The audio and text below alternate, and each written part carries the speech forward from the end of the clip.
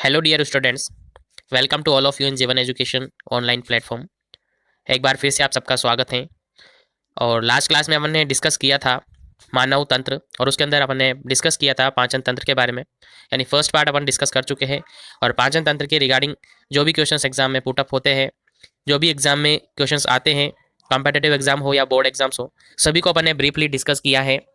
और I hope, उम्मीद है आप सबको समझ आ गया होगा, आपने अपने नोट्स हैं प्रिपेयर किए होंगे। अब इस सेशन में अपन डिस्कस करेंगे नेक्स्ट सिस्टम, यानी ह्यूमन सिस्टम के अंदर ही, ह्यूमन बॉडी के अंदर ही सेकंड पार्ट है अपना श्वसन तंत्र, जिसको रेस्पिरेटरी सिस्टम कहते हैं। इसके बारे में अपन ब्रीफली डिस्कस करेंगे। इसके अंदर कौन कौन से अंग हैं, ऑर्गन है जो कि इंक्लूड है, और किस ऑर्गन के अंडर क्या होता है, कौन सा ऑर्गन कितना इंपॉर्टेंस रखता है, किस ऑर्गन की क्या स्ट्रक्चर होती है, और उसके रिगार्डिंग सभी जानकारी अपन इसके अंदर लेंगे। और कि एक पर्सन है, ह्यूमन है, वो किस तरीके से श्वसन प्रक्रिया करता है, यानी रेस्पिरेटरी सिस्टम, यानी रेस्पिरेशन करता है, वो टाइप्स में कितने होते हैं, क्या क्या इंक्लूडेड है, वो सारा अपन डिस्कस करेंगे इस क्लास के अंदर। तो उम्मीद है आप लास्ट तक देखते होंगे और अपने नोट्स प्रिपेयर करते होंगे।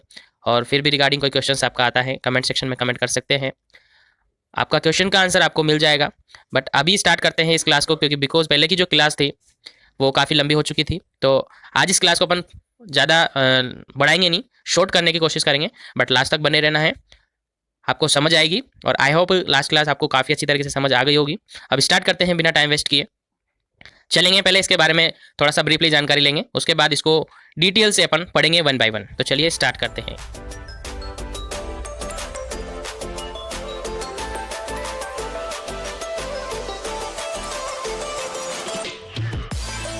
तो चलिए फ्रेंड्स, स्टार्ट करते हैं इस सेशन को। और स्टार्ट करने के साथ ही, जैसे अपन ने उनको पाचन तंत्र में पढ़ने से पहले कुछ इमेजेस देखे थे, और इसमें भी उसी तरीके से अपन कुछ इमेज देखेंगे, यानी कि जो डायग्राम है वो देखेंगे।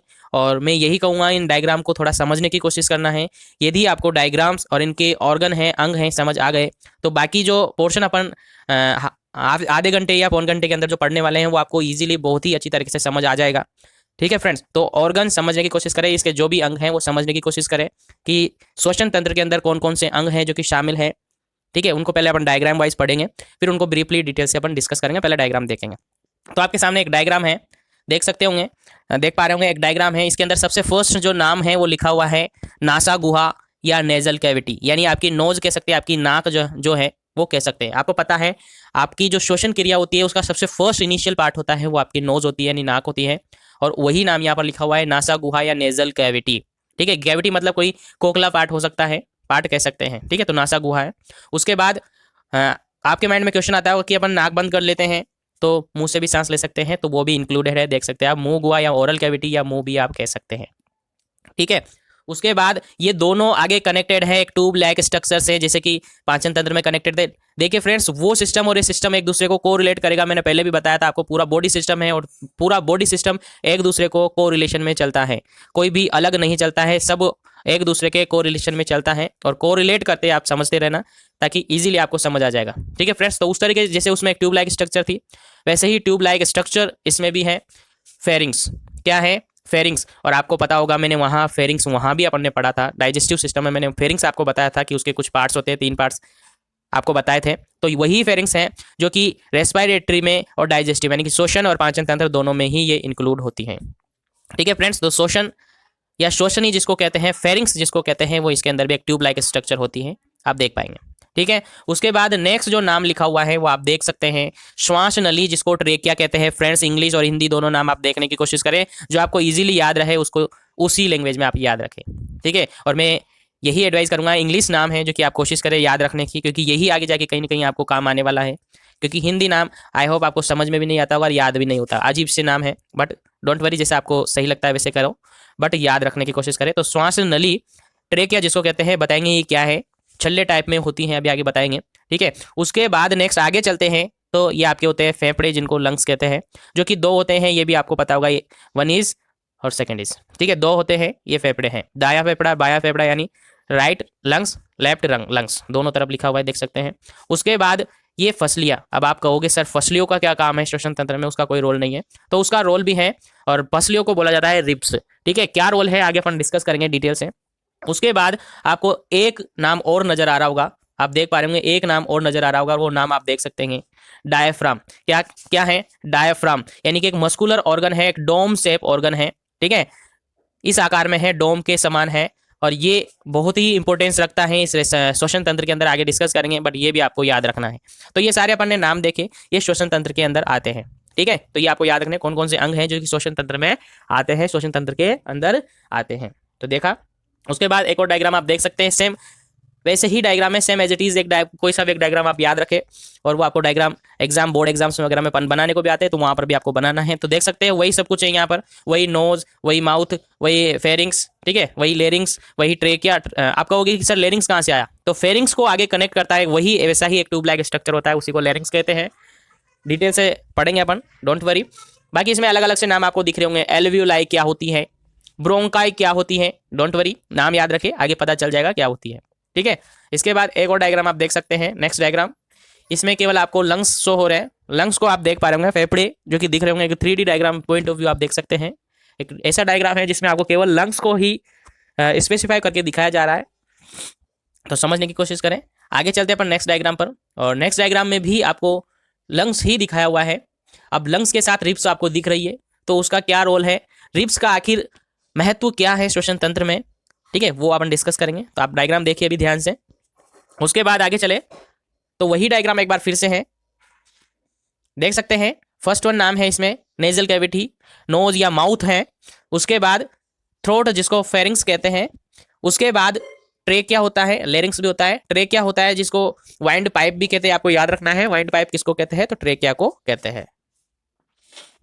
ट्रेकिया के बाद ये पाथवे आगे जाकर ब्रोंकस के नाम से जाना जाता है, और ये ब्रोंकस आगे जाकर दोनों लंग्स में एक एक चला जाता है, डिवाइड हो जाता है, तो वो ब्रोंक्यूल्स होता है। आपको याद रखना है, अभी बता दिया जाएगा सब कुछ, आपको हिंदी इंग्लिश दोनों में आपको बताने की कोशिश करूंगा। ये रिब्स, ठीक है, और ये लंग्स से आपके फेफड़े हैं दोनों, ठीक है। उसके अलावा फेफड़ों के अंदर एक मिरर या लेंस लगाकर आपको दिखाया हुआ है, आप देख पा रहे होंगे, ये मिरर आप सब जानते होंगे, इसको लगा के दिखाया जा रहा है कि यहाँ पर जो ये टर्मिनल पार्ट है, कुछ बटन की जैसी संरचनाएं बनी हुई होती हैं, उन संरचनाओं को एल्वियोलाई कहते हैं। और मोस्ट ऑफ द जो गैस एक्सचेंज होता है वो इन्हीं के अंदर होता है, यानी जो गैसों का आदान प्रदान होता है ऑक्सीजन और कार्बन डाइऑक्साइड का, वो कहाँ पर होता है, एल्वियोलाई के अंदर होता है, ठीक है। और श्वसन तंत्र की इकाई माना जाता है एल्वियोलाई को, आपको याद रखना है। उसके अलावा नेक्स्ट ऑर्गन है डायफ्राम, आप देख पा रहे होंगे नीचे जो डोम शेप है, हर डायग्राम में मैं आपको बता रहा हूँ, तो ये डायफ्राम है, डोम शेप, ठीक है। तो ये डायग्राम क्लियर हो गया होगा।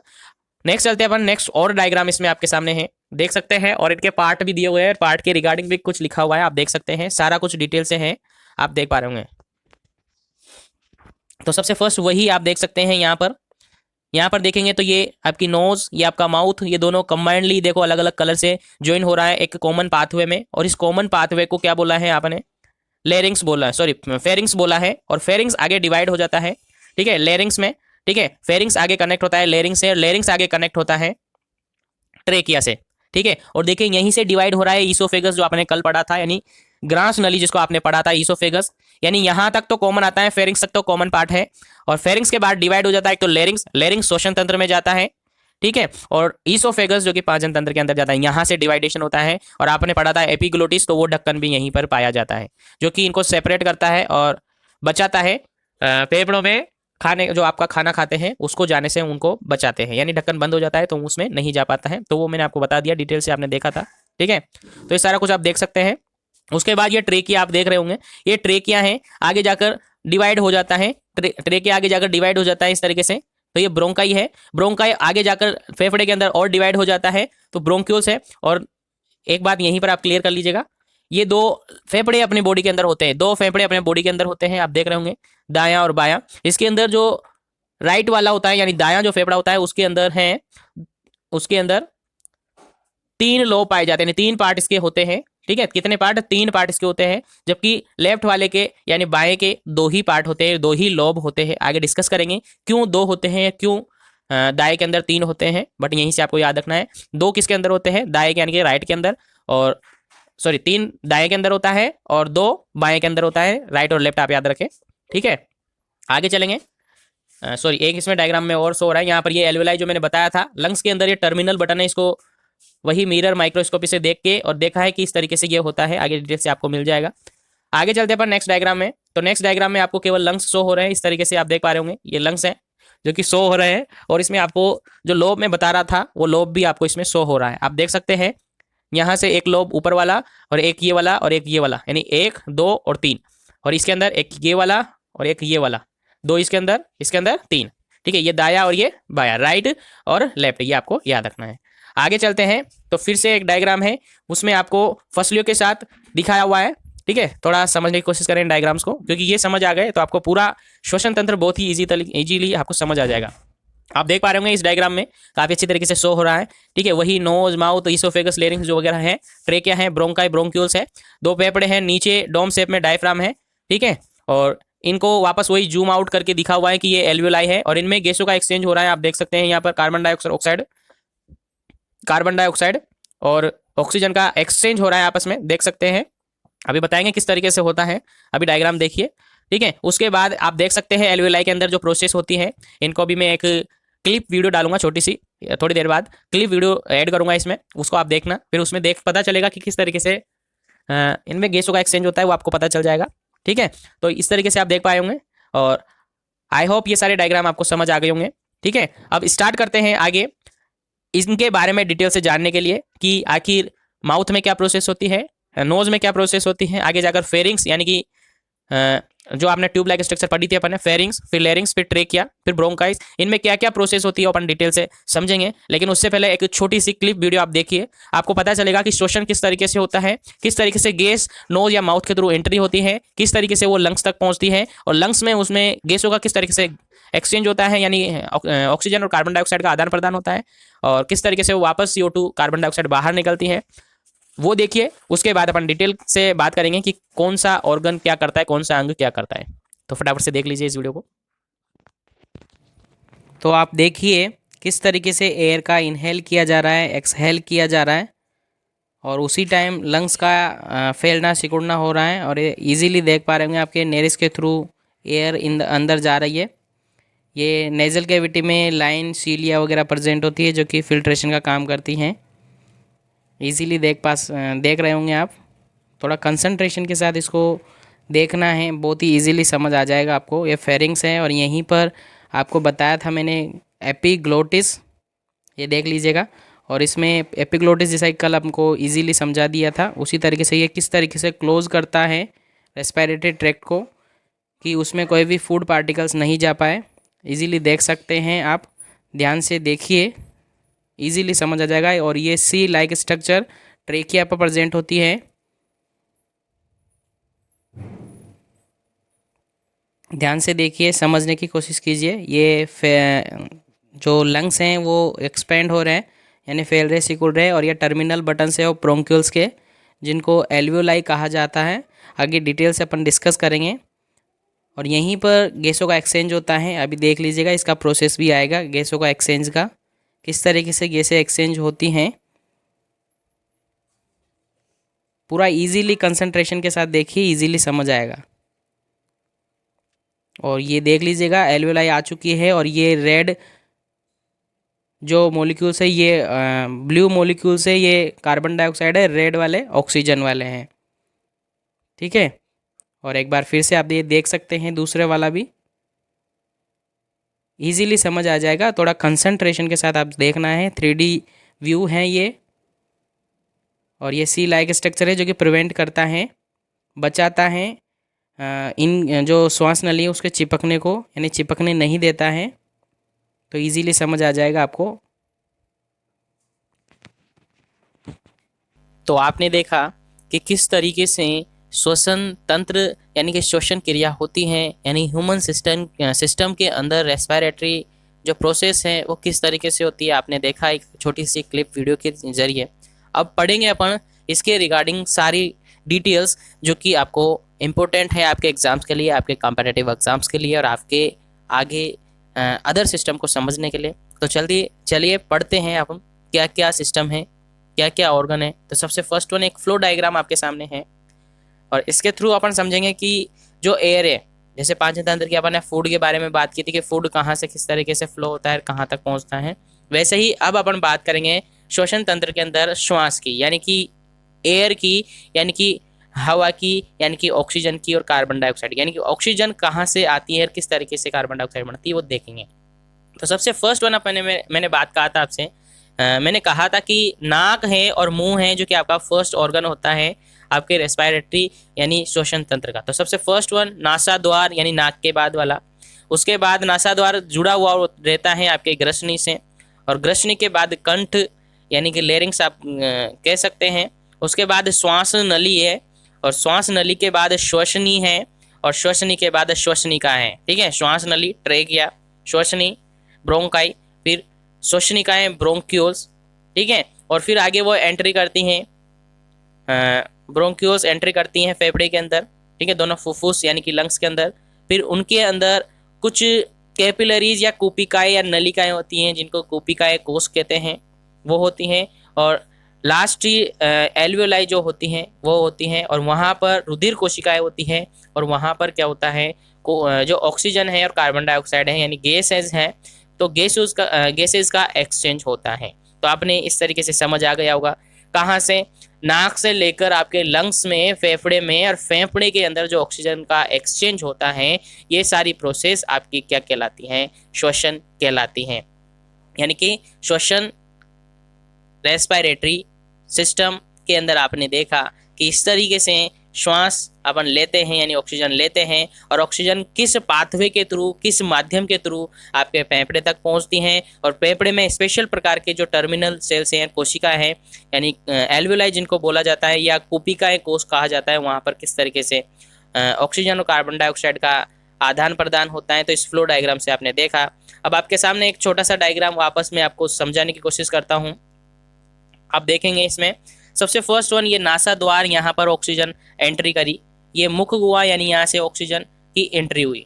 ठीक है, और ऑक्सीजन की एंट्री हुई तो फिर वो कहाँ चली, फेरिंग्स यानी ग्रसनी, कंठ और श्वास नली में होती हुई कहाँ आ गई, वो अब नीचे अगले पार्ट में, और अगले पार्ट में आने के बाद वहाँ क्या कहाँ पर आ गई वो, श्वसनी। फिर श्वसनी के बाद डिवाइड हो गई अलग अलग पार्ट में, श्वसनिकाएं, फिर कुपिका में, और कुपिकाएं ये रही आपकी। यहाँ पर गैसों का एक्सचेंज हुआ।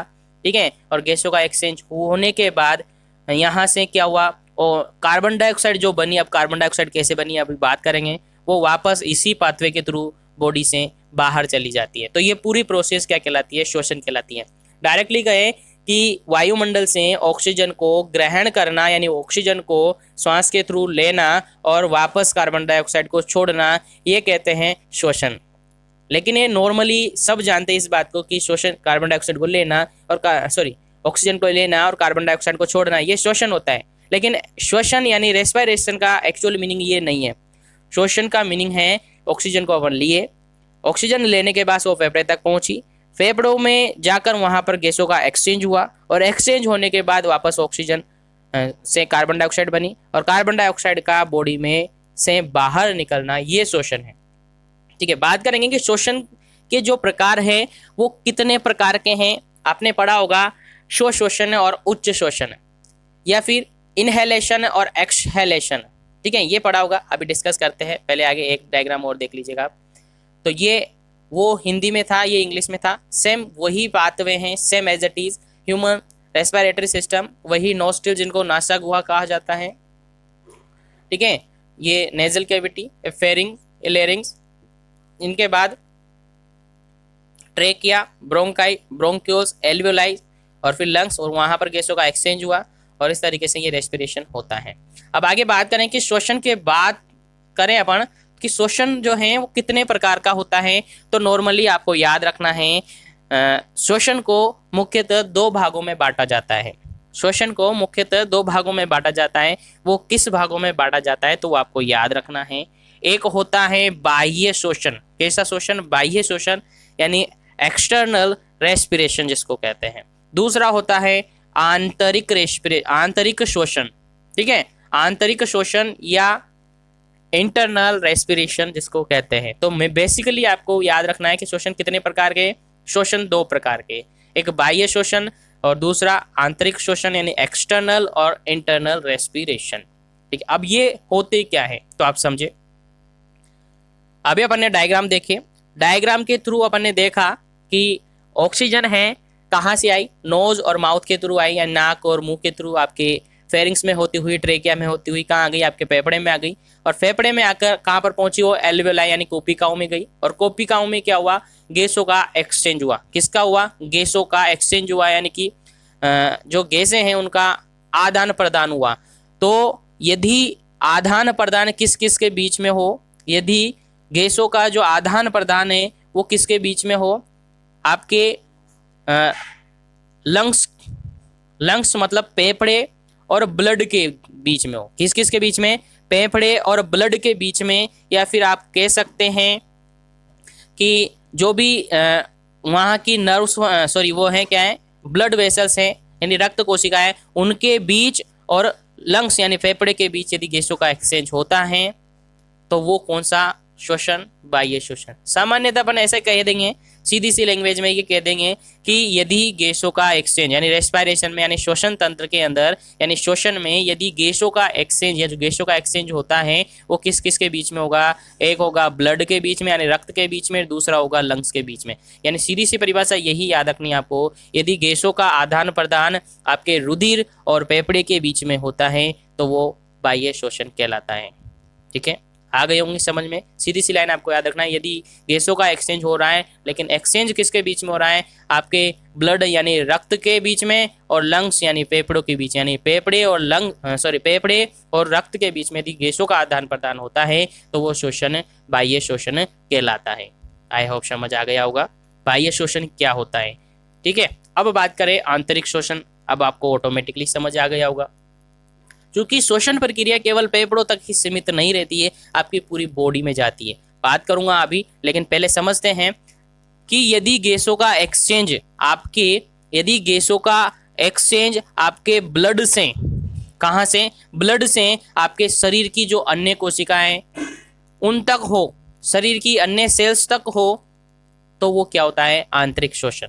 यानी अब जो ऑक्सीजन है केवल आपके लंग्स फेफड़े में ही सीमित नहीं रही, बल्कि जो भी आपके बॉडी का ऑर्गन है वहां तक वो चली गई है, और वहां पर जाने के बाद गैसों का एक्सचेंज हो रहा है, तो वो कौन सा शोषण होगा, आंतरिक शोषण होगा। एग्जाम्पल की बात करूं तो एग्जाम्पल बहुत ही अच्छा है आपके सामने, कि यहाँ तो बात करें कि ऑक्सीजन आई और फेफड़े के अंदर जो भी रक्त कोशिकाएं होगी उनमें कार्बन डाइऑक्साइड थी, और जो श्वसन के थ्रू ऑक्सीजन आई अपने पास, मतलब फेफड़े तक पहुंची, उनमें क्या थी, ऑक्सीजन थी। तो क्या होगा, यहाँ पर जो कोशिकाएं हैं, मतलब रक्त कोशिकाएं यहाँ पर होगी फेफड़े के पास, तो फेफड़े से क्या होगी, ये ऑक्सीजन तो कहाँ चली जाएगी, रक्त कोशिका में, और कार्बन डाइऑक्साइड कहाँ चली जाएगी, वापस फेफड़े, जो ऑक्सीजन है फेफड़े की जो गैस है उसके अंदर, और वापस वो कहाँ चली जाएगी, बाहर चली जाएगी। तो ये जो शोषण हो रहा है वो बाह्य शोषण है। और आंतरिक शोषण में क्या होगा, अभी गैस कहाँ पर है, फेफड़े के अंदर है। अब गैस फेफड़े के बाद जो रुधिर कोशिकाएं उनमें चली गई, और उनमें चली जाने के बाद, जैसे कि बात करें अपन, आपके हार्ट तक चली गई, आपके हृदय तक चली गई, या आपके लीवर तक चली गई, लीवर अपन ने पढ़ा है, उस तक यदि चली गई, ट्रायंगुलर इन शेप में लीवर अपन ने पढ़ा था, ठीक है, वहां तक चली गई, और वहां पर जाने के बाद वहां पर भी कुछ वेस्ट प्रोडक्ट बनेगा, यानी अपशिष्ट बनेगा, और अपशिष्ट उस ऑक्सीजन को तो ये काम में ले लेगा, यानी उपयोग कर लेगा, और यहाँ से प्रोडक्ट बनेगा कार्बन डाइऑक्साइड यानी CO2 बनेगी, वो कहाँ चली जाएगी, वापस ब्लड में, और ब्लड के थ्रू कहाँ चली जाएगी, वापस फेफड़े में, और वो बाहर चली जाएगी। समझ गए होंगे मेरा कहने का मीनिंग। यदि गैस का एक्सचेंज कहाँ पर हो रहा है, केवल लंग्स तक ही है, यानी लंग्स और ब्लड के बीच में है, फेफड़े और रक्त के बीच में है, तो वो बाह्य शोषण है। और आंतरिक शोषण मतलब वो अंदर की जो कोशिकाएं हैं आपके हृदय तक जा सकती हैं, लीवर तक जा सकती हैं, आपकी इंटेस्टाइन जो आंत्र अपन ने पढ़ी है उन तक, आमाशय तक चली गई, किडनी तक चली गई, वहां पर जो गैसों का एक्सचेंज हो रहा है, वहां पर जो गैसों का आदान प्रदान हो रहा है, या वहां से गैसों का आदान प्रदान होता है, वो कौन सा शोषण है, आंतरिक शोषण। आई होप समझ गए होंगे। अब कहेंगे कि सर वहां कैसे होगा, क्योंकि कहा जाता है कि गैसों का जो एक्सचेंज होता है कहाँ पर होता है, फेफड़े के अंदर होता है, तो वहां गैसों का एक्सचेंज कैसे हुआ। तो गैसों का एक्सचेंज ऐसा है फ्रेंड्स कि जैसे कि लीवर है, अब लीवर खुद तो कार्बन डाइऑक्साइड को लेकर कहाँ नहीं आएगी, फेफड़े में, और बाहर नहीं आएगी। लीवर भी क्या करेगी, जो वहां पर ब्लड सप्लाई है उसमें जो ऑक्सीजन है उसको तो ले लेगी, ठीक है, और जो कार्बन डाइऑक्साइड उसके प्रोडक्ट में बनी है वो उसके अंदर चली जाएगी, और कार्बन डाइऑक्साइड उस ब्लड के थ्रू वापस कहाँ जाएगी, वो फेफड़े से पहले कहाँ जाएगी, वहां से हार्ट में जाएगी, हार्ट से कहाँ चली जाएगी, लंग्स में चली जाएगी, फेफड़े में चली जाएगी और फेफड़े से बाहर चली जाएगी। इट मीन समझ गए होंगे। अभी फ्लो डायग्राम से मैं समझाने की कोशिश करूंगा। आई होप यहाँ तक आपको समझ आया होगा कि बाह्य शोषण क्या होता है, आंतरिक शोषण क्या होता है और ये प्रकार हैं शोषण के। ठीक है, आई होप समझ गए होंगे। अब आगे बात करते हैं इसके रिगार्डिंग, चलते हैं आगे। तो ये फटे बने श्वसन तंत्र के प्रकार। अब आगे बात करते हैं और अलग तरीके से ऑन द बेसिस ऑफ उनके ऑर्गन के इन्वॉल्वमेंट के अकॉर्डिंग, यानी कि जो अंग हैं उनके इन्वॉल्वमेंट के अकॉर्डिंग रेस्पिरेटरी सिस्टम को और दो भागों में बांटा गया है। अब वो किन दो भागों में बांटा गया है वो अपन देखते हैं। तो दो भाग ये है, एक तो ये वाला और एक ये वाला, यानी कहे तो ऊपरी शोषण या अपर रेस्पिरेटरी सिस्टम, ऊपरी शोषण या अपर रेस्पिरेटरी सिस्टम।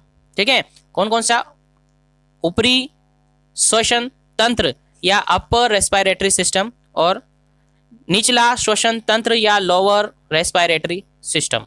इन दो भागों में बांटा गया है और आप समझ ही गए होंगे जैसे मैंने आपको बताया। यदि श्वसन तंत्र के अंदर या फिर डायरेक्टली कहे कि ट्रेकिया, ठीक है, कहाँ से, ट्रेकिया जो लिखा हुआ है, ट्रेकिया जो लिखा हुआ है यानी श्वास नली के ऊपर का जो सिस्टम है, श्वास नली के ऊपर के जितने भी अंग हैं वो ऊपरी श्वसन में आते हैं और ट्रेकिया से नीचे वाले सारे किस में आते हैं, निचले श्वसन में आते हैं। तो आप समझ गए होंगे ऊपरी श्वसन तंत्र क्या होता है, निचला श्वसन तंत्र क्या होता है। यानी ट्रेकिया से ऊपर वाला ऊपरी श्वसन तंत्र और ट्रेकिया के नीचे वाला लोअर रेस्पिरेटरी सिस्टम या निचला श्वसन तंत्र। आ गया होगा समझ में। अब बात करते हैं, इनको वन बाय वन पढ़ते हैं अपन कि ऊपरी श्वसन तंत्र के अंदर कौन कौन से ऑर्गन हैं, कौन कौन से अंग है, उसके बारे में देखते हैं। तो सबसे फर्स्ट वन आप देख पाएंगे, श्वसन तंत्र के अपन बारे में पढ़ेंगे। यानी श्वसन तंत्र होता क्या है, शोषण होता क्या है वो आपको मैंने बताया। शोषण मतलब एक तरीके से आपकी बॉडी को कोई भी काम करने के लिए कुछ ऊर्जा की जरूरत होती है और ऊर्जा की जरूरत होती है तो ऊर्जा आती कहाँ से है, ऊर्जा आती कहाँ से है। अब आपका आंसर ये होगा कि सर ऊर्जा खाने से आती है, ऊर्जा खाना खाने से आती है। मैं समझ सकता हूं आप सही सोच रहे हैं, ऊर्जा खाना खाने से आती है, बट अकेले खाना खाने से ऊर्जा नहीं आएगी। क्यों नहीं आएगी, क्योंकि आपने खाना खाया, कल अपने खाना खा लिया पाचन तंत्र में, अब खाना खाते ही ऊर्जा मिलेगी क्या, नहीं मिलेगी। क्यों नहीं मिलेगी, क्योंकि आज अपन पढ़ रहे हैं श्वसन तंत्र और श्वसन तंत्र के बिना आपको ऊर्जा नहीं मिल सकती। क्यों से नहीं मिल सकती, आपने सपोज आपने खाया, सपोज आपने खाई पकौड़ी, सपोज करना है, अब पकौड़ी खाई उससे बन गया आपका यहाँ पर ग्लूकोज। क्या बन गया, ग्लूकोज बन गया। क्या ग्लूकोज ऊर्जा देगा आपको, ग्लूकोज ऊर्जा देगा आपको। इसका मतलब तो ये होगा फिर सर कि किसी के अंदर ऐसे भी मैंने काफी सारे लोग हैं जिनको शुगर की बीमारी होती है, मतलब उनमें ग्लूकोज ज्यादा होता है। अब ग्लूकोज ज्यादा होता है तो उनके अंदर ऊर्जा ज्यादा होनी चाहिए, ऐसा हो नहीं होगा, ऐसा नहीं होगा। ग्लूकोज अकेला ऑक्सीजन आपको ऊर्जा नहीं देगा, ऊर्जा देने के लिए इसको टूटना होगा। यानी ग्लूकोज जो बना है उसको टूटना होगा और उसको टूटने के लिए जो आपने श्वसन के थ्रू ऑक्सीजन ली है वो मदद करेगी। यानी ग्लूकोज का जो टूटना होगा, यानी ग्लूकोज का जो ब्रेकडाउन किया जाएगा वो ऑक्सीजन के प्रेजेंस में किया जाएगा। आगे बात करेंगे, श्वसन तंत्र और भी प्रकार के हैं, आगे बताऊंगा मैं। ठीक है, तो जब ऑक्सीजन यहाँ पर आएगी तो इसका क्या होगा, ब्रेकडाउन होगा, यानी ग्लूकोज टूटेगी। अब ग्लूकोज टूटेगी तो ऊर्जा बनेगी, किस फॉर्म में बनेगी, किस रूप में बनेगी, तो वो बनेगी एटीपी के रूप में। अब एटीपी क्या, आपका क्वेश्चन में माइंड में क्वेश्चन सॉरी आपके माइंड में एक क्वेश्चन आएगा कि एटीपी क्या क्या होती है, ये एटीपी कहाँ से आ गई है, केवल ए और टी और पी लिखा है, इसका मीनिंग तो बताई दीजिए सर। बिल्कुल सुन लीजिएगा, इसका मीनिंग है एटीपी, एडीनोसिन ट्राइफॉस्फेट, इसका फुल फॉर्म होता है, नोटबुक में नोट कर लीजिए फटाफट से, एडीनोसिन ट्राइफॉस्फेट। ये ऊर्जा का रूप है जो कि अपने अंदर होता है। अपने अंदर जो ऊर्जा रहती है वो किस रूप में रहती है, एटीपी के रूप में ही रहती है। यानी कब बनेगी, जब ग्लूकोज का ब्रेकडाउन होगा, यानी ग्लूकोज टूटेगा। ग्लूकोज कब टूटेगा, जब ऑक्सीजन आएगी, और ऑक्सीजन आएगी जब ही टूटेगा। क्या पहले क्यों नहीं टूटेगा, तो पहले भी टूट सकता है, ऑक्सीजन के एब्सेंस में भी टूट सकता है। यानी ऑक्सीजन जब नहीं होगी तब भी ये टूट सकता है, लेकिन इसके टूटने से हमें ऊर्जा तो मिलेगी कम, लेकिन उसके अगेंस्ट केमिकल बनेगा ज्यादा जो हमारे लिए हानिकारक है। ठीक है, आगे बताऊंगा मैं कौन सा केमिकल बनेगा, आगे डिटेल से मैं बताऊंगा, डोंट वरी। अभी इतना याद रखें, ऑक्सीजन आएगी तभी ग्लूकोज का टूटेगा, यानी ग्लूकोज टूटेगा, और ग्लूकोज टूटेगा तो ही एटीपी बनेगी। और एटीपी क्या? एडिनोसिन ट्राइफॉस्फेट, जो कि ऊर्जा का रूप है, जो कि हमारे अंदर ऊर्जा का रूप है, और यही ऊर्जा हमें ज़रूरत होती है। तो ज़रूरत होने के लिए हमें खाना खाना पड़ेगा, और खाना खाएंगे तो ग्लूकोज बनेगा, और ग्लूकोज तो बन गया लेकिन ऑक्सीजन नहीं है, तो इसका ब्रेकडाउन पूरा नहीं होगा। ब्रेकडाउन नहीं होगा तो आपको ऊर्जा नहीं मिलेगी, एटीपी नहीं मिलेगी। तो आई होप समझ गए होंगे। मेरा ये जो कहने का मतलब ये है कि सभी पर्सन को, कोई भी जंतु हो, प्लांट्स हो, ठीक है, यानी पौधे हो, जंतु हो, या फिर सूक्ष्म जीव हो, सबके लिए ऊर्जा की जरूरत होती है। अब वो ऊर्जा कहाँ से मिलती है? तो ऊर्जा आपके खाना खाने से मिलती है। सबसे राइट क्वेश्चन, आपका राइट आंसर वो हो जाता है। लेकिन अकेला खाना खाने से ऊर्जा नहीं मिलेगी जब तक कि उसके अंदर श्वसन तंत्र नहीं होगा, यानी ऑक्सीजन नहीं आएगी। और ऑक्सीजन आएगी तो उसमें ऊर्जा मिल जाएगी। वो किस फॉर्म में मिलेगी? एटीपी के रूप में। काफी सारे जानवर होते हैं, अदर वन्य जीव भी हो सकते हैं, दूसरे भी हो सकते हैं, सूक्ष्म जीव भी हो सकते हैं, काफी सारे होते हैं जिनमें बिना ऑक्सीजन के भी शोषण होता है, ठीक है। लेकिन आपको इतना याद रखना है अभी कि ऑक्सीजन की उपस्थिति में ही हो रहा है और उससे ही ऊर्जा बनती है। तो आई होप समझ गए होंगे। यानी सीधा सा मतलब ये समझे कि ऑक्सीजन आई, फेफड़े में आई, फेफड़े में गैसों का एक्सचेंज हुआ, गैसों का एक्सचेंज होने के बाद ये ऑक्सीजन कहाँ चली गई? आपकी बॉडी सिस्टम में चली गई। बॉडी सिस्टम में जाने के बाद इनने ग्लूकोज का ब्रेकडाउन किया, ग्लूकोज का ब्रेकडाउन करने के बाद एटीपी बनी और इसको अपन ने यूज कर लिया। और जैसे ही ब्रेकडाउन होगा तो इसके रिजल्टेंट ये तो बनेगा, लेकिन यहाँ पर क्या बनेगी? कार्बन डाइऑक्साइड बनेगी, और उसको इसी पाथवे के थ्रू बॉडी से बाहर निकाल दिया जाएगा। इसी पाथवे के थ्रू बॉडी से बाहर निकाल दिया जाएगा। इट मीन्स आपको समझ आ गया श्वसन क्या है। आई होप समझ आ गया होगा, मुझे तो आ गया, आपको भी आ गया होगा। चलिए बात करते हैं, ये पढ़ा अपने इसकी रिगार्डिंग की ऊर्जा की जरूरत होगी, तो ये सब कुछ आप पढ़ सकते हैं। मैंने बता दिया ऑक्सीजन कहाँ से कहाँ आएगी, कूपिका में आएगी, वहाँ गैसों का एक्सचेंज होगा। आप इसको पढ़ सकते हैं, पॉज करके स्क्रीनशॉट ले सकते हैं। आप लोग स्क्रीनशॉट लेकर अपना नोटबुक जरूर कवर कर लीजिएगा, या फिर आपके पास आप वीडियो अवेलेबल रहेगी, आप बाद में भी देख सकते हैं, बट आपको समझ में आना चाहिए, ठीक है। वीडियो देखने का मीनिंग ये नहीं है आपने पढ़ा, फॉर्मेलिटी की, हो गया काम, नहीं। आपको समझ आना चाहिए पढ़ाया क्या जा रहा है, आपको कितना समझ आया जा रहा है। और उसके रिगार्डिंग आपको एक और बात मैं आपको बता दूं, एक अनाउंसमेंट है। आपके जो लेक्चर चल रहे हैं अभी, उन लेक्चर का एक कंबाइंड टेस्ट पेपर होने वाला है। सभी क्वेश्चंस एमसीक्यूज में आएंगे, यानी मल्टीपल चॉइस उनकी होगी।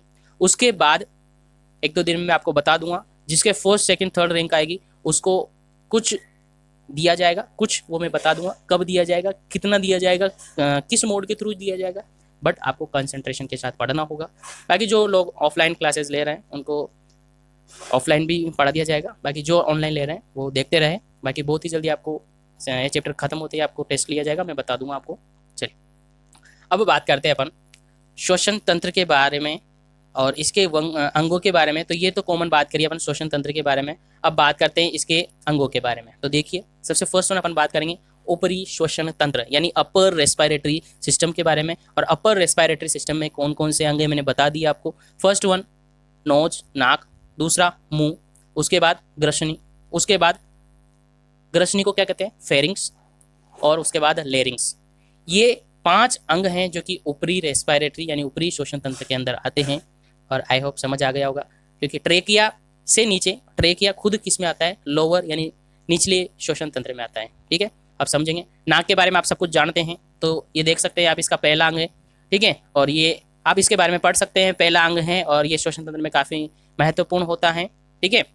पतली सी इसकी ठोड़ी होती है, 2 सेप्टम यहाँ इस तरीके से आपकी नोज होती है, और नोज होती है यहाँ पर 2 ये होते हैं, और इस तरीके से यहाँ पर एक सेप्टम बना हुआ होता है, वो यहाँ तक सीमित होता है, आगे जाकर वो कॉमन रहता है। तो ये सेप्टम बना हुआ होता है, ठीक है। पतली सी होती है और ये आगे कनेक्टेड होती है किससे? फेरिंग से, ठीक है। कॉमन पाथवे आगे जाकर कनेक्टेड होती है। यहीं पर माउथ होता है, यहाँ पर भी एक गुहा होती है और ये भी आगे कनेक्ट होती है एक कॉमन पार्ट से। और वो कॉमन पार्ट क्या होता है आपको बताया मैंने, फेरिंग्स होता है, ग्रसनी होती है, और वो कॉमन पार्ट आगे जुड़कर लेरिंग से जुड़ता है और आगे जाकर ट्रेकिया से जुड़ता है। ये आप समझते हैं, तो इसके बारे में ज़्यादा डिटेल्स आपको समझाने की जरूरत नहीं पड़ेगी, आई होप, ठीक है। तो आप खुद से देख लीजिएगा और एक बार पॉज करके पढ़ सकते हैं, या पीडीएफ आपको अवेलेबल करवा दी जाएगी। टेलीग्राम लिंक नीचे हो है, टेलीग्राम पे ज्वाइन कर लीजिएगा, वहाँ से आपको इसका पीडीएफ आपको अवेलेबल करवा दिया जाएगा, ठीक है। तो ये आपने देखा। अब फेरिंग्स के अपने पार्ट वहाँ पढ़ लिए थे, नेजोफेरिंग्स, ओरोफेरिंग्स और लेरिंगोफेरिंग्स, तो उसमें बताने की जरूरत नहीं है। यहाँ पर कुछ सीलिया वगैरह प्रेजेंट होती है, आपको जो वीडियो मिली थी उसमें बताया था, सीलिया जो कि ऑक्सीजन वगैरह को एब्जॉर्ब करती है। यहाँ पर हेयर लाइक स्ट्रक्चर होती है जो कि धूल के कण वगैरह आते हैं उनको वहीं पर रोक देते हैं। आपको पता है कुछ छोटे छोटे बाल वगैरह टाइप में होते हैं आपकी नाक के अंदर, ठीक है, आप सब जानते हैं इस बात को। ठीक है, आपने ऑब्जर्व किया हुआ है। तो वो बाहर से कुछ भी आ रहा है उड़ के, तो उनको अंदर नहीं जाने देता है। ठीक है, आगे चलते हैं माउथ के अंदर। और माउथ अपन ने डिटेल से पढ़ लिया है पाचन तंत्र के अंदर, और उसके अंदर ये भी द्वितीय अंग माना जाता है। नाक के बाद यही है। यदि नाक में जुकाम हो जाता है, किस दिन आपको कोल्ड हुआ है, तो आपकी नाक काम करना बंद कर देती है। इट मीन्स आपको सांस नहीं आता है, जाम हो जाती है। उस टाइम में आपको हेल्प करता है माउथ, उससे भी शोषण हो जाता है। ठीक है, क्योंकि आगे जाकर कॉमन पार्ट से जुड़ा हुआ होता है, जिसको फेरिंग्स कहा जाता है। आपको बताया मैंने, आप पढ़ सकते हैं बहुत ही ईजिली।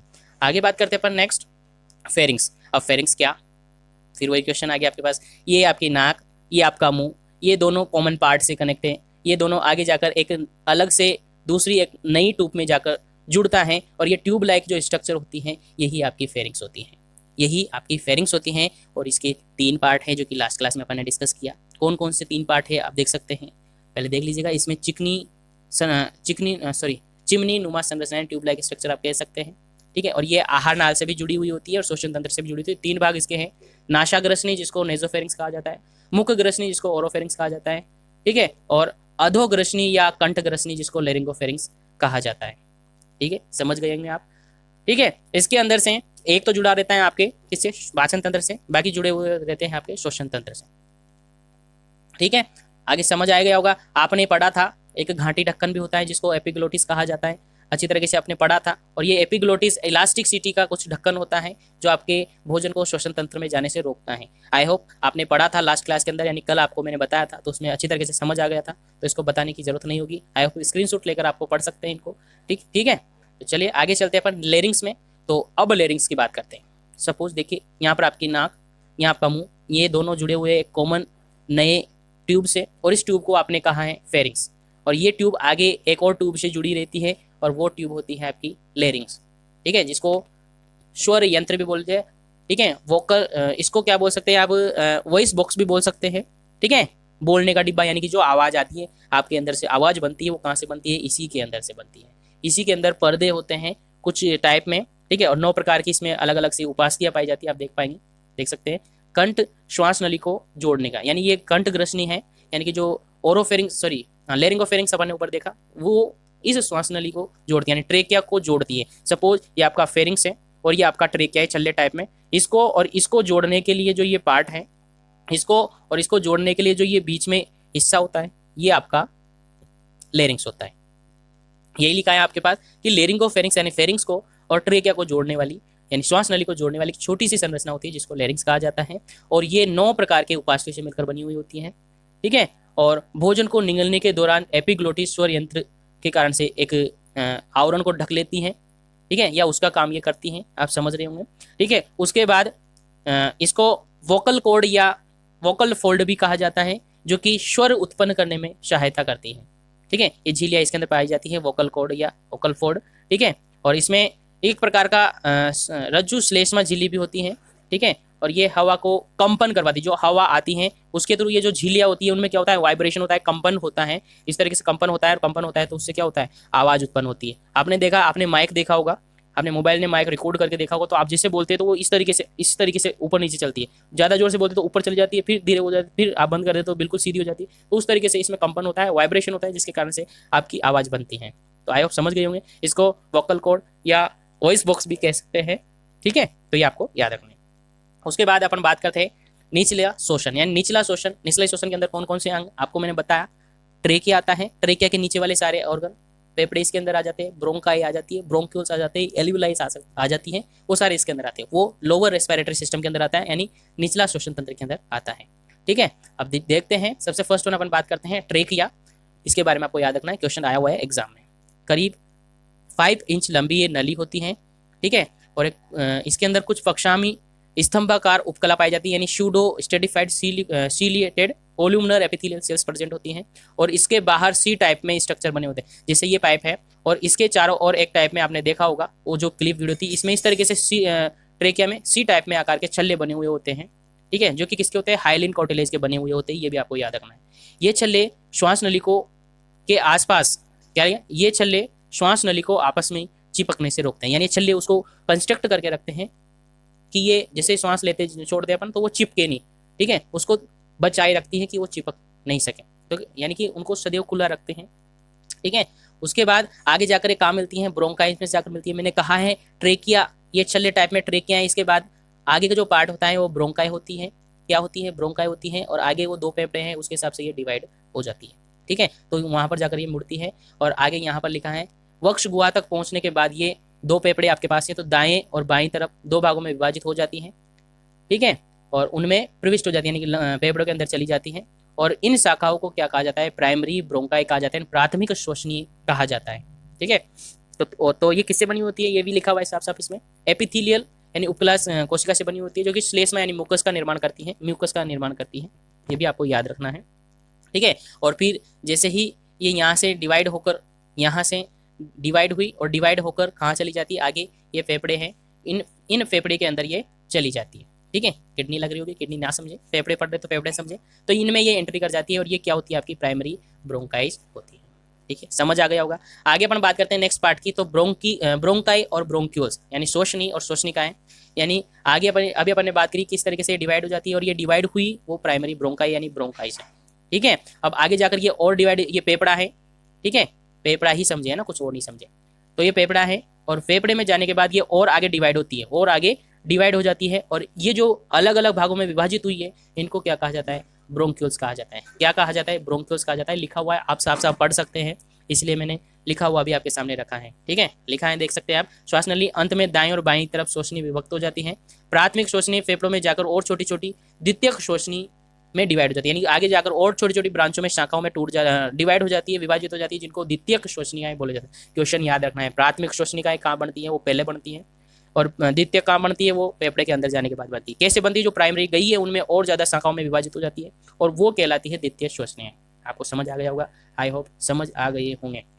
ठीक है, फिर आगे जाने के बाद ये और जाके डिवाइड हो जाती है, यानी और छोटी ब्रांचेज बन जाती है, छोटी छोटी, जिनको ब्रोंक्यूल्स कहा गया है। ऊपर भी मैंने वही शब्द लिया। तो लंग्स में जाने के बाद, फेफड़े में जाने के बाद जो ब्रोंकाई हैं वो आगे डिवाइड होती जाती है छोटी छोटी ब्रांचों में, उनको ही ब्रोंक्यूल्स कहा जाता है या श्वसनिकाएं कहा जाता है। ठीक है, आई होप समझ गए होंगे।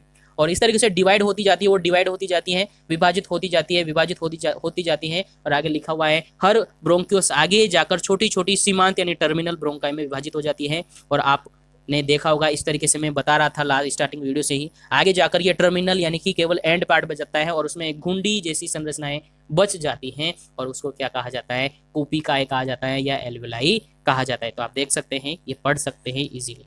ठीक है, तो ये एल्वेलाई बनती हैं। अब एल्वेलाई कैसे बनी, एल्वेलाई कहाँ पर पाई जाती है, आपको जवाब मिल गया होगा। और गैसों का जो एक्सचेंज होता है, विनिमय होता है, वो कहाँ पर होता है, ये आपको इंपॉर्टेंट क्वेश्चन से याद रखना है। एल्वेलाई में होता है या कूपिकाएं में होता है। कूपिकाएं कहाँ पर पाई जाती है? वो फेफड़े के अंदर पाई जाती है।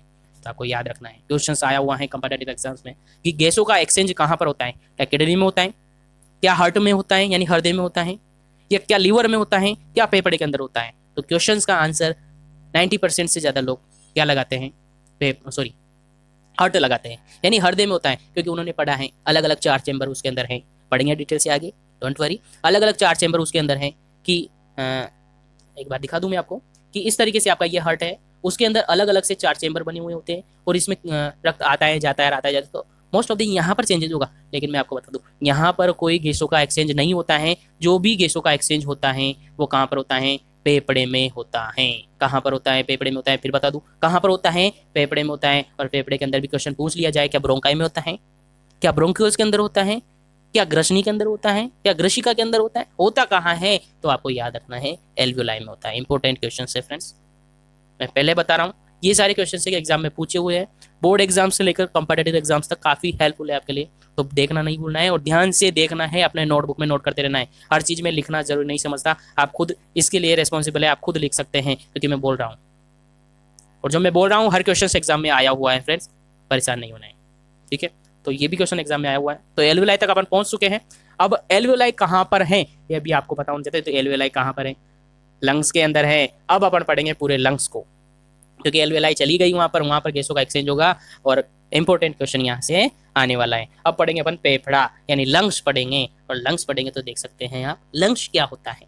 आपको पता है फेफड़ा होता है, आपका आंसर यही रहेगा। मैं बोलूं लंग्स क्या होते हैं तो आपका आंसर यही रहेगा, फेफड़ा होता है, या फुफ्फुस होता है, या बलून होते हैं। ऐसे ही आप कहोगे, मुझे पता है आपका आंसर यही रहेगा, बट आपका आंसर ये नहीं रहना चाहिए। आपको पता होना चाहिए फेफड़ा क्या होता है। तो ये क्या होता है? लचीले और कॉमन और हल्के गुलाबी रंग के श्वसन अंग हैं, जो कि मोस्ट इंपोर्टेंट ऑर्गन है आपके श्वसन तंत्र के। यानी इसके बिना आप शोषण नहीं कर पाएंगे। आपके माइंड में क्वेश्चन आएगा, मुझे पता है कि सर हम तो कर लेंगे। अरे कैसे कर लेंगे? अरे सर अभी आपने बताया कि वहाँ पर एक टर्मिनल बटन होता है जिनको एल्वियोलाई कहते हैं। अरे पेपड़ा नहीं होगा तो एल्वियोलाई कहाँ से होगा? कैसे दिमाग लगा रहे हो आप? तो पेपड़ा नहीं है तो एल्वियोलाई कहाँ से होगा? यानी मेन इंपॉर्टेंट ऑर्गन क्या है आपका? पेपड़ा है। एल्वियोलाई ना बोले कि मोस्ट इंपॉर्टेंट ऑर्गन वो है, पेपड़ा बोले ऑप्शन में नहीं है ये, एल्वियोलाई है तो फिर वो लगाएं। ठीक है, समझ गए होंगे। हंसी चल रही तो हंस सकते हैं, डोंट वरी। चलिए आगे देखते हैं कितने होते हैं। आपको पता है, सबको पता है 2 होते हैं, लेकिन मैं कहूँगा 1 जोड़ी होते हैं। दोनों ही सही है, 1 जोड़ी या 2 बोले, दोनों ही सही है। कहाँ पर होते हैं? थोरेसिक पार्ट में होते हैं, और थोरेसिक को हिंदी में बोला जाता है वक्ष गुहा में या वक्ष स्थल में पाए जाते हैं। क्या एक ही जगह होते हैं? नहीं होते, 2 अलग अलग जगह होते हैं।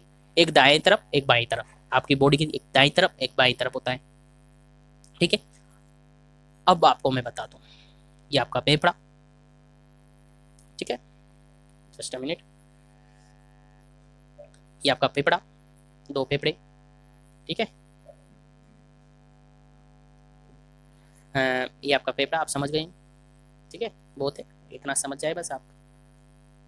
ठीक है, ये फेफड़ा है। ठीक, अब यहाँ से एक क्वेश्चन आता है कि आपका जो हार्ट है वो कहाँ पर होता है? तो आपको पता होगा आपका हार्ट है इस जगह पर होता है। आपका हार्ट है वो इस जगह पर होता है। इसीलिए मैंने आपको बताया था कि जो राइट वाला फेफड़ा है, राइट वाला लंग्स है, उसके 3 लोब्स होते हैं, बट लेफ्ट वाले के 2 ही होते हैं। बिकॉज क्यों? क्योंकि ये छोटा होता है फ्रेंड, क्योंकि इसकी जगह पर हार्ट पाया जाता है और यहाँ पर ये छोटा होता है, इसलिए इसमें 2 ही पार्ट हो सकते हैं। लेफ्ट के राइट के अंदर 3 होते हैं। याद रखें, कितने लोब्स? राइट के अंदर 3, लेफ्ट के अंदर 2। ठीक, समझ आ गया होगा। चलिए आगे देखें। फेफड़े के अंदर असंख्य शोषण नलिकाएं, कूपिकाएं और रक्त कोशिकाएं होती हैं। असंख्य मतलब पता नहीं है कितनी है, काफी अनगिनत कूपिकाएं। याद रखें, कूपिकाएं होती है, एल्वियोलाई होती हैं, और उनमें गैसों का एक्सचेंज होता है। तो आप एक बार फिर से देख पाएंगे, ये आपका पूरा श्वसन तंत्र का जूस, ये आपके ऊपर वाले नोज और माउथ है, वहां से आता है। ये आपका ट्रेकिया है, समझ रहे होंगे, श्वासनीय नली। ठीक है, श्वास नली। ये आगे जाकर डिवाइड हुई, जिनको ब्रोंकाई बोला है।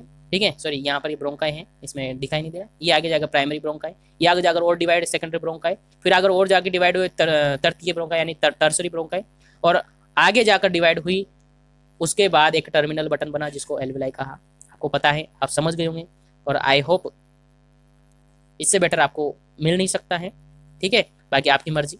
चले आगे देखें, ये सारे लोब हैं, आपको लिखा हुआ दिखा दूं मैं, आपको डाउट हो तो देख सकते हैं। यहाँ पर दाहिना फेफड़ा और बाएं फेफड़े, ठीक है, लंबाई में थोड़ा छोटा होता है, यानी दायां फेफड़ा बाएं फेफड़े में छोटा होता है। समझ रहे क्या कहना चाह रहा हूं मैं? विभाजन, दाएं फेफड़ा बाएं फेफड़े से लंबाई में छोटा होता है, ऐसा लिखा है। ठीक है, तो इसमें क्या लिखा है? दायां फेफड़ा बाएं फेफड़े से थोड़ा छोटा पर कुछ अधिक चौड़ा होता है। समझे? ठीक है, छोटा होता है बट चौड़ा ज्यादा होता है। ठीक है, ये समझे। यानी उसमें आप देख सकते हैं, पुरुषों के फेफड़े स्त्रियों के फेफड़ों से थोड़ा भारी होते हैं। और देखें, बाएं फेफड़े के अंदर 2 लोब्स होते हैं, बाएं फेफड़े के अंदर 2 लोब्स होते हैं, दाएं फेफड़े के अंदर 3 लोब्स होते हैं। समझ गए होंगे, मैंने आपको बता दिया पहले भी। ठीक है, आगे चलते हैं, और इसमें ज़्यादातर आप पढ़ सकते हैं, पूरा डिटेल से पढ़ लीजिएगा। काफ़ी सारी अलग अलग से इनमें कोशिकाएं होती है जिनमें गैसों का एक्सचेंज वगैरह होता है। आप समझ गए। आगे देख सकते हैं, लिखा हुआ है प्रत्येक फेफड़ा स्पंजी ऊतक का बना होता है, जिसमें कई प्रकार की कैपिलरीज किनको कहा? जो ब्लड वेसल्स होती हैं, रक्त कोशिकाएं होती है, रक्त नलियाँ होती हैं, वो काफ़ी सारी अलग अलग से जाल बना लेती हैं। आगे डायग्राम बता दूंगा, जाल बन जाता है, उसको कैपिलरीज बोला जाता है। और काफ़ी मिलियन कूपिकाएं इसके अंदर होती है, अप्रोक्सीमेटली 30 मिलियन किसको कहते हैं, इतनी सारी कूपिकाएं होती है आपके फेफड़े के अंदर। आई होप समझ आ गया होगा। आगे चलते, ये कूपिकाएं क्या होती हैं? तो कूपिकाएं वही कपनुमा संरचना होती है जो मैं आपको बता रहा हूँ, और टर्मिनल पार्ट होता है, आखिरी पार्ट होता है, असंख्य होती है, और शल की यानी स्क्वामस एपिथेलियल की बनी हुई होती है। ठीक है, जो कि गैसों के आदान प्रदान में यानी विनिमय में मदद करती है। आपको समझ आ गया। अब लास्ट पार्ट इसका अपन पढ़ रहे हैं, शोषण में मांसपेशियां।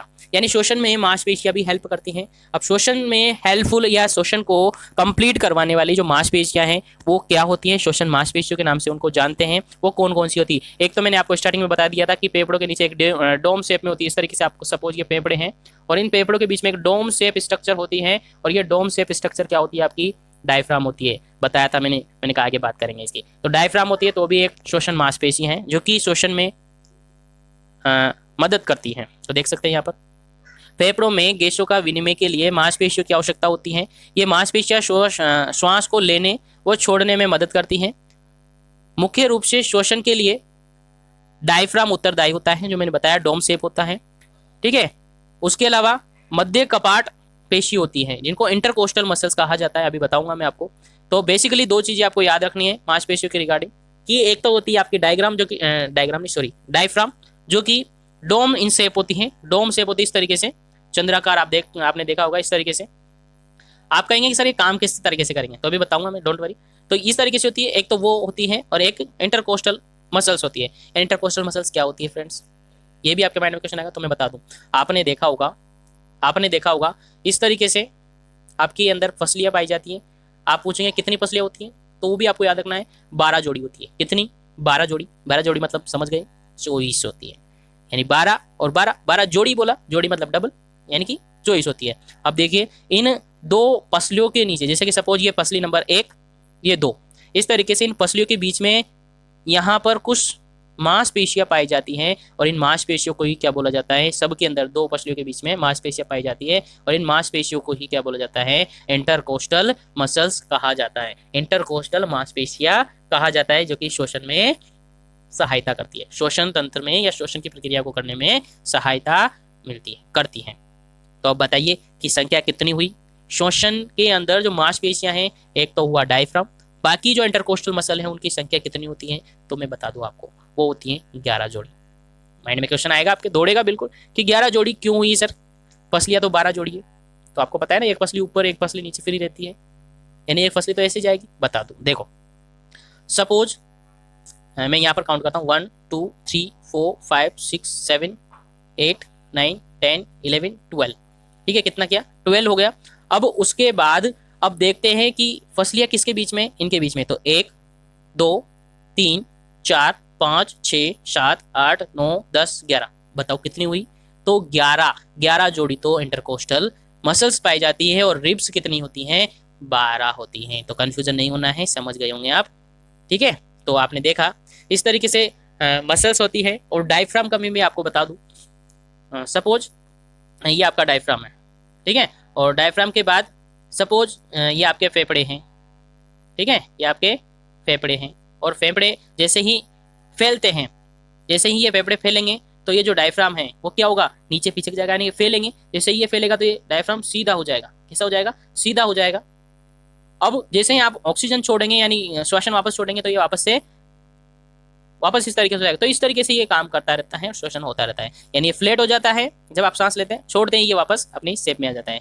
और उसी तरीके से ये क्या है, इस तरीके से ये आपका फसलियां होती है और इनके बीच में भी आपका जो फेफड़े हैं वो रहते हैं। तो ये भी फैलाने और सिकुड़ाने में मदद करते हैं। ये भी फेफड़ों को फैलाने और सिकुड़ाने में मदद करते हैं। और फैलेंगे और सिकुड़ेंगे तो श्वसन तंत्र भी निरंतर चलता रहेगा, ठीक है। तो आपने देखा इस तरीके से। अब इसमें लिखा हुआ है बाह्य श्वसन और आंतरिक श्वसन, जो कि मैंने आपको स्टार्टिंग में बता दिया। अब एक और क्वेश्चन है, एक सामान्य व्यक्ति के अंदर जो श्वसन दर होती है यानी रेस्पिरेटरी रेट जो होती है वो आपको याद रखना है 16 से 20 ब्रीथ पर मिनट। यानी 1 मिनट में एक आदमी है कम से कम 16 से 20 बार सांस लेता है। 1 मिनट में 16 से 20 बार सांस लेता है, ठीक है। तो आई होप आपको ये समझ आ गया होगा। अब उसके रिगार्डिंग कुछ डायग्राम से आपके सामने देख पा रहे होंगे आप, ये डायग्राम्स हैं जो कि अच्छी तरीके से अब तो आपको समझ आ ही गया होगा। ये आपकी पुपिका है यानी एल्वुलाई है, ये आपका फेफड़ा, इसका काटा और इसको जूम करके देखा और जूम करने के बाद ये भी आपको यहाँ से ये जूम करके दिखाई,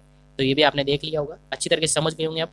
आई होप ये सिस्टम भी आपको क्लियरली समझ आएगा। देखो मैं कैपिलरीज आपको बता रहा था कि एक जाल बन जाता है, तो इस तरीके से जाल बना हुआ होता है।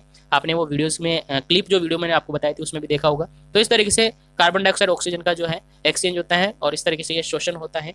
उम्मीद है आपको इस चैप्टर समझ आ गया होगा। फिर भी आपका कोई डाउट रहता है तो कमेंट सेक्शन में कमेंट कर दीजिएगा, आपको ज़रूर रिप्लाई मिल जाएगा। बट मुझे उम्मीद है आपको समझ आ गया होगा। तो आज के लिए इतना ही। आज अपन ने कंप्लीट किया सेकंड सेशन। नेक्स्ट सेशन में अपन बात करेंगे नेक्स्ट सिस्टम की। जब तक के लिए thank you very much for joining और good night, have a nice day. मिलेंगे अपन नेक्स्ट वीडियो के साथ और offline classes. Thank you very much.